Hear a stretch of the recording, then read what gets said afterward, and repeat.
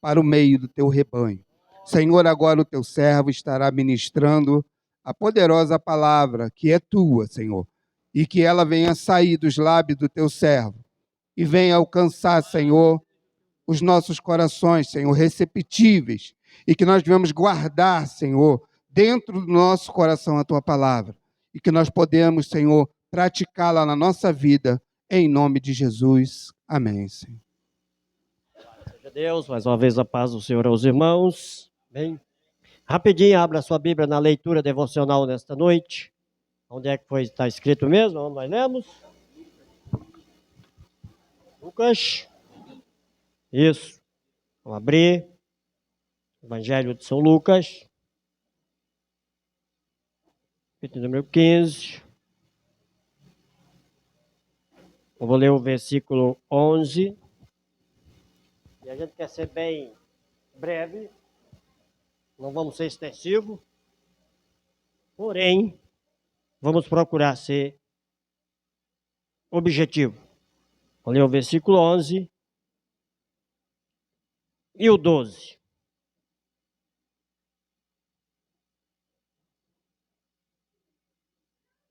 Depois nós vamos ler o versículo 25 e o versículo de número 32, que eu vou pedir que a irmã Alzira leia depois para nós. 32, a sua Bíblia está a versão aí. Só apenas o 32. Quem já achou? Já foi dar um bem-vindo a todos? Rever os irmãos aí mais uma vez. E disse-lhe, um certo homem tinha 2 filhos. Verso 12. E o mais moço deles disse ao pai, pai, dá-me a parte da fazenda que me pertence. E ele repartiu por eles a fazenda. Versículo de número 25. E o seu filho mais velho estava no campo. E, quando veio, chegou perto da casa, ouviu a música e as danças. Vou ler o 26. E, chamando um dos servos, perguntou-lhe que era aquilo. Agora a irmã Alzira vai ler. Versículo 32. Mas era justo alegrar-me e folgar-me, porque este teu irmão estava morto e reviveu. Tinha-se perdido e achou-se. E achou-se. Tome assento.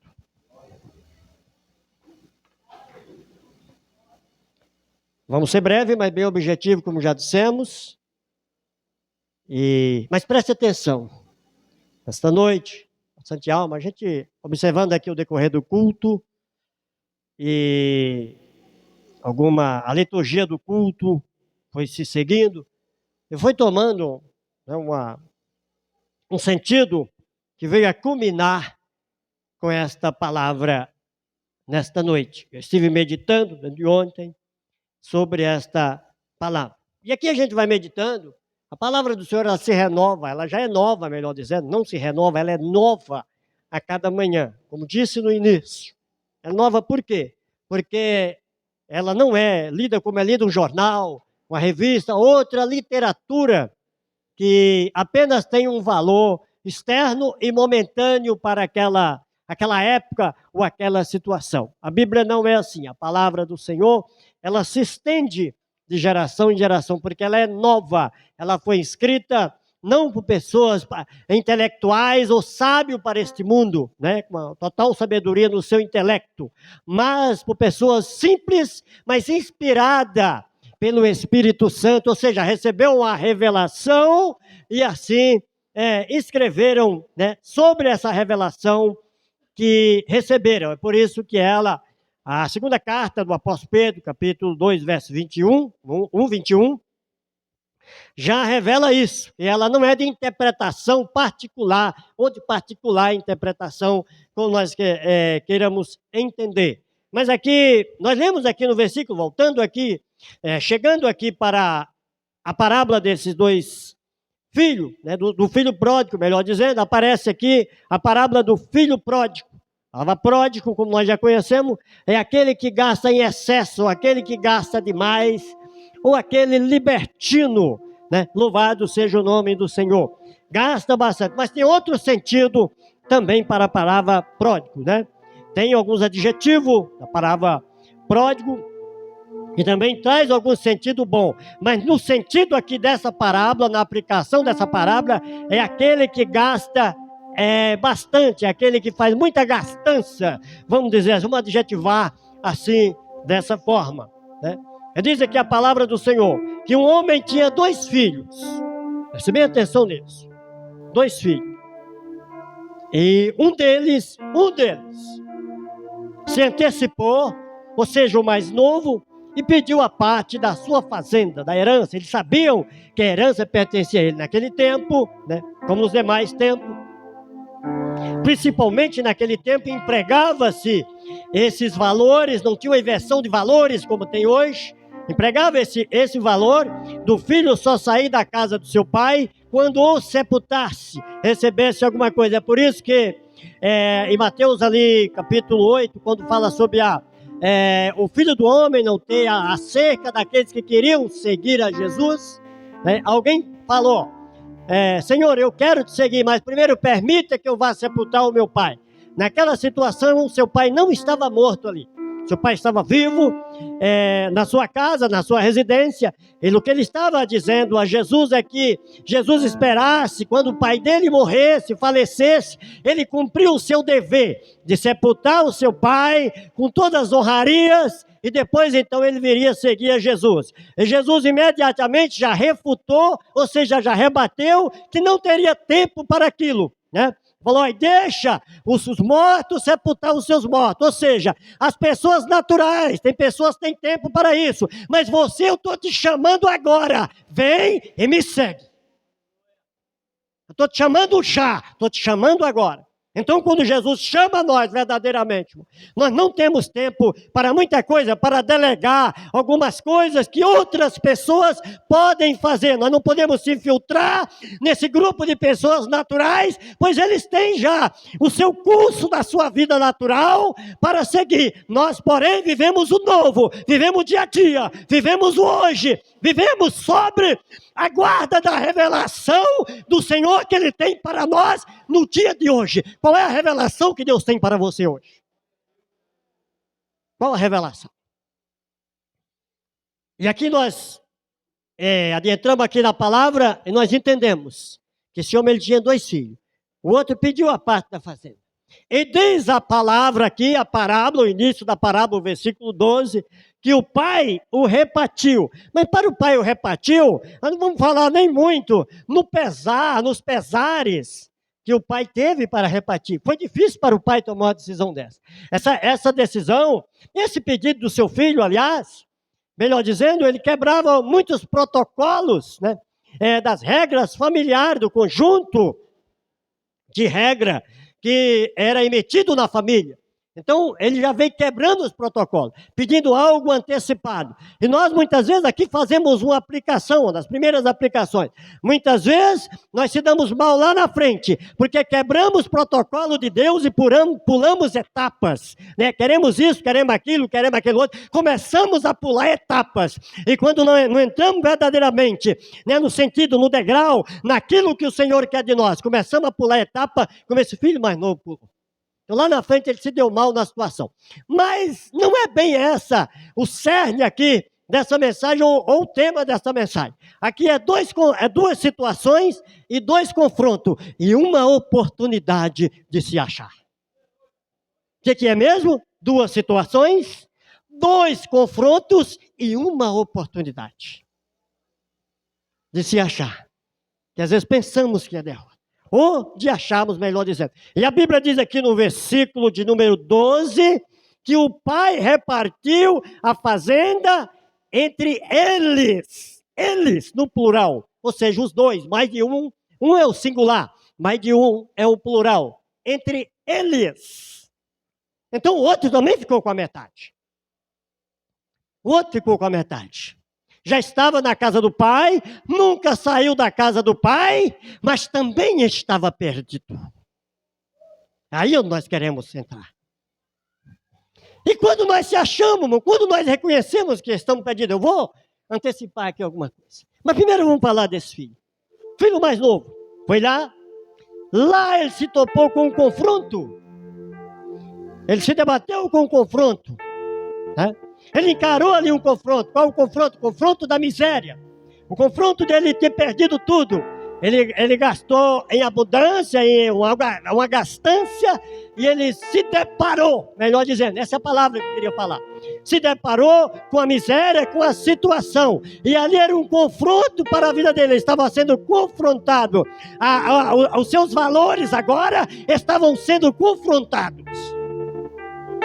Em terra distante, com pessoas desconhecidas, e muitas vezes nós somos confrontados. O Senhor nos leva a terras distantes, a pessoas desconhecidas, e começa a observar, olhar para nós. Mas você não era o tal, não era tal. Mas é um confronto, é uma oportunidade de se acharmos, é uma oportunidade de reconhecer. Mas pior, vem para o filho que ficou.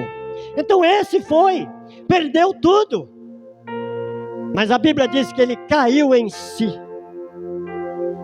Veja bem, note bem, a mesma quantia que foi dividido para um, foi dividido para o outro também ficou com a metade, só que ele ficou com a metade caladinho, quietinho, com aquela metade quietinho. Ninguém questionou, mas por quê? Porque ninguém, ele era o filho certinho, ninguém tinha nada, ele não tinha ninguém para o questionar. Será que não tinha? Vai meditando aí nós começamos aqui a pregar, nessa rápida meditação, e emitir essa aplicação. Tem hora que nós estamos quietinhos, já sabemos o que vamos fazer, chegamos na casa do Senhor, sabemos o que vamos fazer ali, o outro está lá fora. Não sabemos nem o que aconteceu com ele. E lá ele está rasgando o seu coração. Lá ele está se preparando para voltar, para a sua volta. Lá ele está sendo confrontado. E às vezes não sabemos, ficamos apontando o dedo. Não é isso? Aquele lá está assim, aquele lá ele está sendo confrontado. Mas onde ele se perdeu, irmão? Dentro dele mesmo. Naquela hora que a fazenda foi dividida, os dois se perderam. Eu quero que você entenda nessa noite. O que saiu e o que ficou. Então vamos explicar as situações por que eles se perderam. Aguenta um pouquinho aí, ainda tem 10 minutos para 8h30. Eu quero parar depois nós ceiar. Aquele pedido do filho. Eu quero fazer uma conjectura aqui, que o filho mais velho, nós vamos fazendo um paralelo aqui entre os dois, ele não deveria ficar calado, quer dizer, não pai, eu não quero, eu não aceito a minha parte agora. É contra, eu vou quebrar um protocolo igual meu irmão. Não quero, não aceito. Isso vai me prejudicar. Eu vou ficar pensando nisso, eu vou achar que é o tal, eu vou me sentir, louvado seja o nome do Senhor, o privilegiado, eu vou me sentir o dono de tudo, eu vou me sentir, melhor dizendo na linguagem de hoje, o dono do cargo, o dono da função, o dono da voz, o dono da pregação, o pregador de multidão. Agora é bom, no momento vão me aplaudir, no momento vão achar que eu estou certinho, está tudo certinho, mas mais tarde eu vou me prejudicar e eu vou me perder. Quem está entendendo aí? E essas atitudes, desculpa a expressão aqui que eu vou usar, a expressão popular de seu bambambam, tal, pregador tal, profeta tal, famoso, tem levado muita gente à perca. Mas aonde? Nunca se desviou do tempo, mas se desviou da presença do Senhor, se perdeu dentro do seu próprio eu. E nós precisamos tomar cuidado com o nosso eu desconhecido, que ele às vezes nunca aparece, ou aparece uma vez ou outra, ou até aparece. Mas sabe quando ele aparece? Ele não aparece nas conveniências. Ele não aparece nos aplausos. Ele não aparece nos abraços. Ele vai aparecer, Júnior, nos confrontos. Quem está entendendo aí? Ele vai aparecer quando nós começamos a ser confrontados. Onde vem a verdadeira revelação do eu desconhecido. Aquilo está depositado no ego, está arraigado, está enraizado. Não tem como arrancar. E agora, para arrancar desse filho mais velho? Que filho maravilhoso. Que filho perfeito, nunca se desviou, nunca saiu. Tem uma carteirinha de crente, esse filho mais velho tem uma carteirinha de crente de 40 anos.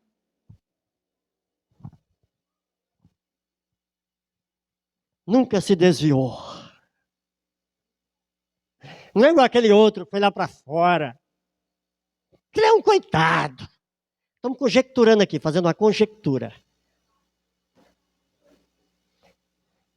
Ele foi confrontado lá fora. O que eu disse aqui no começo? 2 situações. 2 confrontos nas situações e uma oportunidade que foi dada a cada um.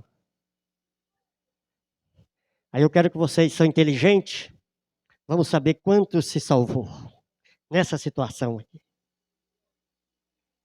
Então continuamos a narrativa. O mais novo voltou. Aí conhecemos a história, vou resumir. O pai reconheceu de longe, o abraçou. Mandou matar o bezerro, que era um bezerro aproximadamente de 3 anos. Chamando de garrote, novo. 3 anos, aproximadamente, que era, ele era cevado para as ocasiões especiais de festa. Quando houvesse uma festa na família, como já dissemos aqui em cultos anteriores.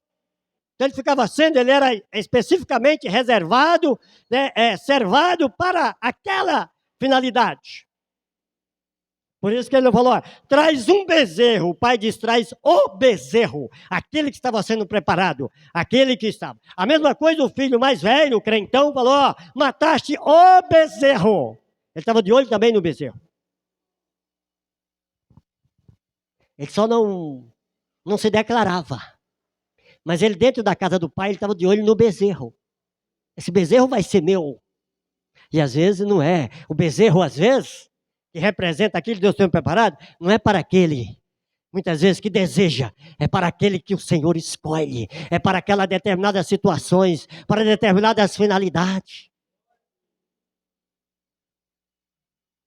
Já estamos encerrando. Você está entendendo? Você é inteligente. Está cheio de gente inteligente aqui nesta noite. Vai entender. Trouxe o bezerro, matou o bezerro. Vamos lá? E vamos finalizar com o filho mais velho. Depois finalizamos, fechamos a mensagem. A conclusão, estamos no conteúdo da mensagem. A conclusão com o versículo 32. Lemos o 11 e o 12, relatando a história de 2 filhos. Foi repartido partes iguais. O outro ficou com a metade. Às vezes achou que ele seria o melhor. Não é? Ele seria o melhor. Ficou com a metade, nunca saiu. Nunca transgrediu. Não é? E as pessoas vão passando um tempo, irmão, de tanto acostumar, ser aplaudido, que ele começa a se sentir dono das coisas.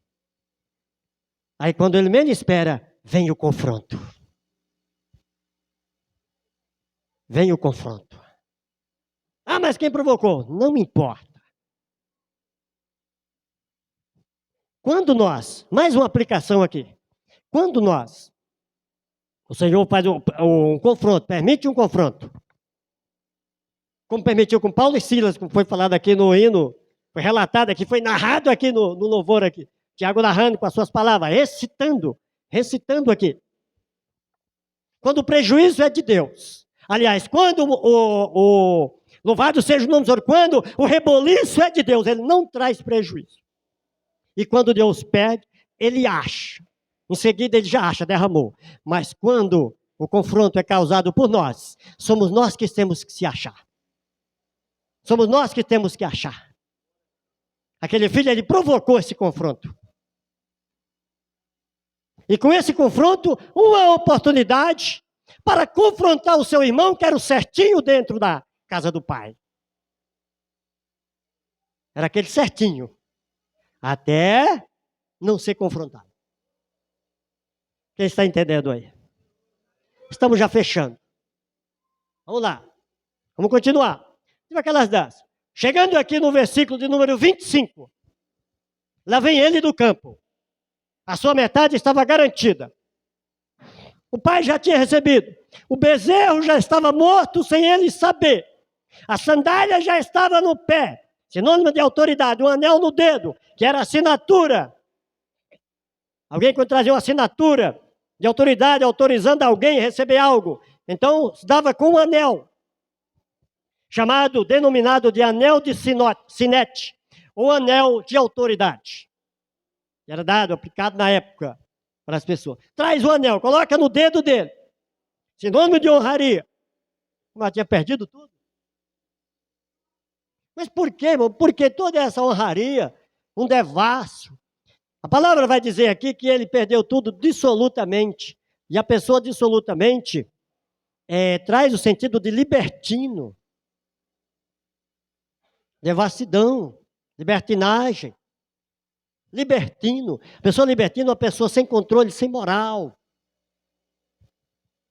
Depois de receber tudo isso. Mas você lembra onde ele se achou? Ele caiu em si. Tem muita gente que entra e sai do templo, mas nunca entraram na igreja, tem isso, tem aquilo, vai lá e come ceia, porque nunca caíram em si. Disseram, olha, realmente eu preciso recapitular alguma coisa aqui. Preciso examinar alguma coisa aqui. Mas o Senhor tem vitória nessa noite. O Senhor tem perdão aqui para pessoas nesta noite. O Senhor tem reconciliação para pessoas aqui nesta noite. Só se você não quiser. Mas se você quiser, o Senhor tem algo aqui nesta noite. Aleluia. E tem pouca gente aqui nessa noite que não tem confronto. Pois o seu confronto, a quem te trouxe você aqui nessa noite? Foi o seu confronto. O seu confronto que trouxe aqui nessa noite. Está dando para entender? O Senhor tem o seu... Ele fala com o profeta Naum que o Senhor tem o seu caminho na tormenta e na tempestade. Ele não só tem nos aplausos, só tem nas convênios. Ele tem na tormenta e ele tem o seu caminho na tempestade. Então o Senhor permite tempestade. Aguenta um pouquinho só, mais 5 minutinhos. Para nós concluir aqui. Lá vem um filho do campo. Mas o que é isso? Quando ele ouviu as músicas e as danças. Mas o que é isso? Aquilo era algo novo. Aquilo era algo inédito. Aquilo era algo que aquele filho nunca tinha visto. Ele só aprendeu a ser religioso. A vida inteira na casa do pai. Ele aprendeu a ser um pouco dono. O dono de tudo. Ele aprendeu, eu sou tal. Ele nunca tinha visto uma situação diferente.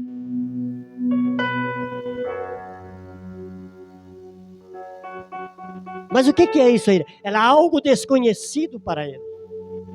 E o Senhor vai fazer, prepare-se. O Senhor vai fazer algo desconhecido na vida de pessoas para muita gente. O Senhor vai fazer para que o nome dele venha a ser glorificado. É o Senhor que vai fazer. Algo nós não conhecemos. Desconhecido. Mas o que é isso? O servo relatou, olha, veio seu irmão. Seu pai matou. Aí o servo ainda, para confrontar, ainda repetiu as mesmas coisas. Ele sabia, o servo não estava errado. Falou, veio o seu irmão, aquele mesmo que tinha se perdido, aquele que pediu a fazenda, aquele que pediu a metade. Você sabe o que seu pai fez? Você não vai acreditar. Eu vou conjecturar aqui, eu estou conjecturando. A Bíblia não está escrito, essa conjectura minha. Você não vai acreditar. Estou trazendo para a situação de hoje, como ocorre na vida das pessoas. Seu pai mandou matar o bezerro. Não foi um bezerro que ele mandou.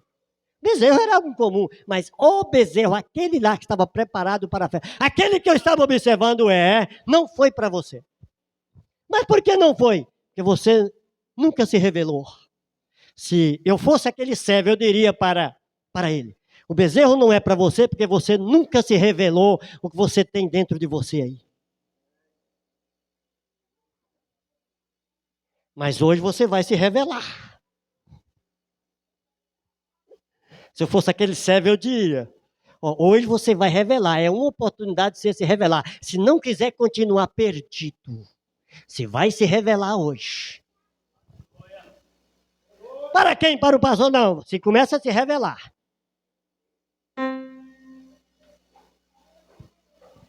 Começa a se revelar. Se eu fosse aquele servo, eu diria: irmão, começa a se revelar. E a palavra está nos confrontando nessa noite. Estamos concluindo. Filho mais velho: não vou entrar não. Não vou de jeito nenhum. Aí ele começou a fazer um relato. Olha, eu te sirvo há tantos anos, tanto tempo que eu estou dentro da sua casa. Será que servia mesmo? Ou estava só interessado nas conveniências? Não permitia ser confrontado? 2 situações, 2 confrontos e 1 oportunidade. É o tema dessa mensagem nessa noite. E parece que os confrontos é para nos matar. Não, Deus permite confronto em nossas vidas, para nos trazer a realidade à tona, a realidade das coisas. E naquilo que temos, porque Ele nos ama, Ele nos quer, tem ninguém perdido para Ele, tivemos aqui. Mas também não tem ninguém salvo, se não permanecer no caminho e não reconhecer que precisa de mudança. Precisa de chegar. E o pai instou com ele. Diz: filho, agora vamos para a conclusão. Filho, você não vai entrar? Não, ou não. Começou a se revelar. Mas você não era o bonzinho? Você não faltava nenhum culto, filho, na minha casa? Não vai entrar agora? Numa festa dessa, numa alegria dessa, não vou entrar. Te sirvo há muito tempo. Há muitos anos, não me deste um cabrito. Para alegar com quem? Com meus amigos. Ele tinha grupinho, tinha o seu grupinho. É cheio de pessoas que na igreja ele é tal, porque tem um grupinho que aplaude ele. Então o Senhor vai do dia a dia, vai confrontando ele. Aí tira um do grupinho, tira outro, afasta outro, cria uma situação. Mas fulano não está aborrecido comigo, está nada, é Deus. Está nada. Ele está procurando você. Procurando pessoa. Quem quer se achar nessa noite? Tem gente perdido aqui.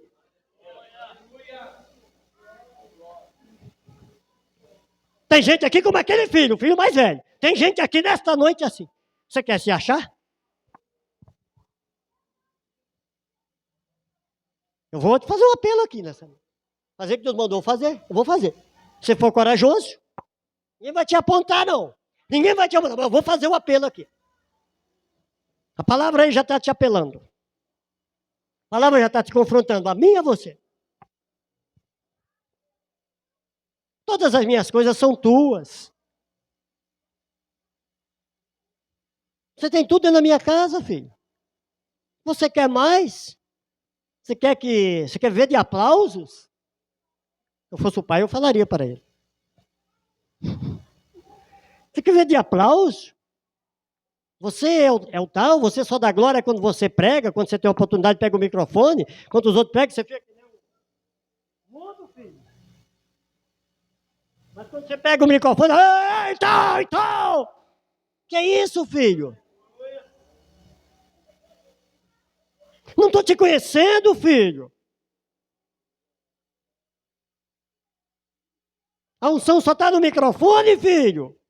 Que unção é essa, filho? Todas as minhas coisas são tuas. Mas era justo alegrarmos e regozijarmos. Porque se teu irmão estava morto e reviveu, concluo agora, tinha se perdido, na versão bíblica aí da irmã Diaconisa Alzira, e achou-se Mas onde ele se achou? Lá! Quando ele se arrependeu. Lembra? Quem causou o confronto? Foi o pai ou foi ele? Então ele tinha que se achar. É ele que tinha que se achar. Muita gente, ele causa confronto, depois quer ser aplaudido, quer ser entendido, quer ser compreendido por todos. E esse filho aqui, o filho mais velho, ele se perdeu no degrau, na situação da incompreensão. Ele não compreendeu a situação do seu irmão. Se perdeu nesse degrau. Mas ele nunca saiu da casa do pai. Mas tinha se perdido lá dentro. E ele precisava ser achado. Uma oportunidade. 2 situações, 2 confrontos e uma oportunidade. E um agarrou a oportunidade, o outro não quis. Quem continuou perdido aqui? O filho mais velho. Perdido. Mas como a Bíblia diz, João escreve na sua casa. Todo aquele que se diz que ama a Deus que não vê, e não ama seu irmão que vê,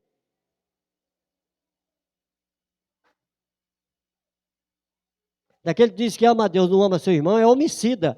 E até agora ele permanece nas trevas. É homicida. Amar, irmão, não é todo dia tomar café na casa da mãe, é não querer o mal. Amar é algo de dentro, é algo entranhável, é algo...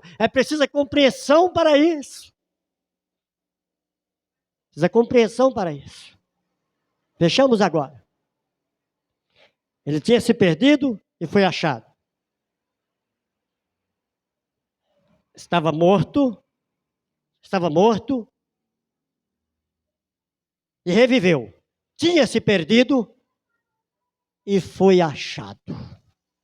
Ou achou-se, que é quando a pessoa cai em si, como ele caiu, o outro não caiu em si. Teve a oportunidade de não continuar perdido, mas continuou. E aqui nós vemos, encerrando a mensagem, 2 grupos de pessoas. E os 2 se perderam, os 2 grupos que seguem esses 2 irmãos. O exemplo desses 2 irmãos. 2 grupos de pessoas. Um que se perde, ambos se perderam, todos os 2. Na hora da partilha da fazenda se perderam todos os 2. Mas um foi achado. Um se achou. O outro continuou perdido. Então, para nós cearmos ao Senhor, você que está aqui nesta noite, que se sente que você se perdeu dentro da casa do Senhor, por alguma coisa, por algum motivo, e você caiu em si um dia, você meditou na sua casa, um dia você amanheceu, meditou, falou, olha, eu estou nessa situação, porque eu sou culpado, não é A nem B, não é esposo, não é esposa, não é filho nem filha, eu sou culpado. Nessa situação, só eu e o Senhor, estou sozinho. Quem é que está nessa situação nessa noite? Tem coragem de vir? Pode vir aqui à frente para nós orar por você. Mas tem gente que tem, claro que tem. Não é para envergonhar, não. Ninguém vai te apontar aqui, não. Fica tranquilo, ninguém vai te apontar. Mas venha. Se você não quer continuar perdido, venha. Aos pés do Senhor. É algo sério. Não é brinquedo, não. Tem alguém nessa noite que achou-se? Ou você não achou ainda?